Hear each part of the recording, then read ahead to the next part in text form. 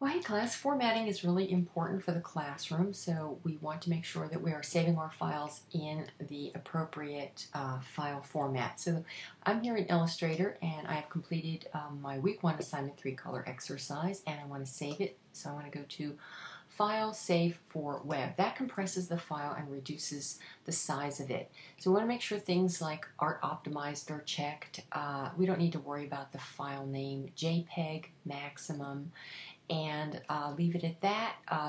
The size is 720 by 680 pixels. We do not need to change the file size for templates, and we want to make sure that this is checked because you see that if it's unlinked, it looks like a little chain link. It's a toggle that retains original image proportions. Maybe I could move that in so you can actually see it. Retains original image proportions. If that's unchecked and we do anything to change a file size to reduce it, say it's a design and we want to reduce it to 800 by 600 pixels, if that is not checked, we're going to distort the original image. So don't want to do that. Want to make sure that's checked at all times, and you're good to go. And then you want to go, and then you want to just click Save and decide where you want to save it. Now this is a template and I want to name my file. I've completed the template and I have to make sure to name my file. So I want to use last name first, Coniglio, first name. The beginning of a session, we don't know everybody's names. It's really nice to have a student name on the work,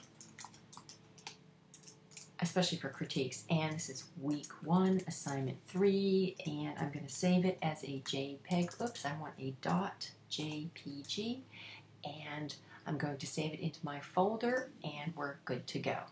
All right, so that one's done, and I want to open up my Photoshop, and here I have another week 1, assignment 3 version that I have completed in Photoshop, right? And what I want to do is save this one for the web. So File, Save for the web.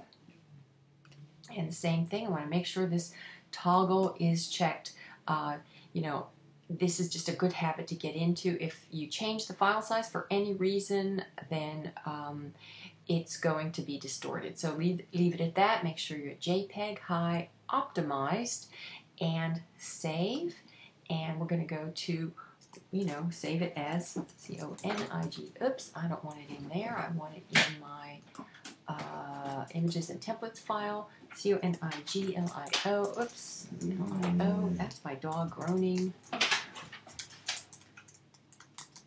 And it's week 1, assignment 3, and because I have a Photoshop version and an Illustrator version, I'm just going to call this PS for Photoshop so that I don't lose the original Illustrator version. So save, you have to have a different name, and we're done, and we're ready to post our work to the classroom as a JPEG, and we still have our original file in its original file format in both Illustrator and Photoshop if you ever need to go back and make adjustments. All right, let me know if you have any questions. Those can be posted in Problems and Solutions in week 1.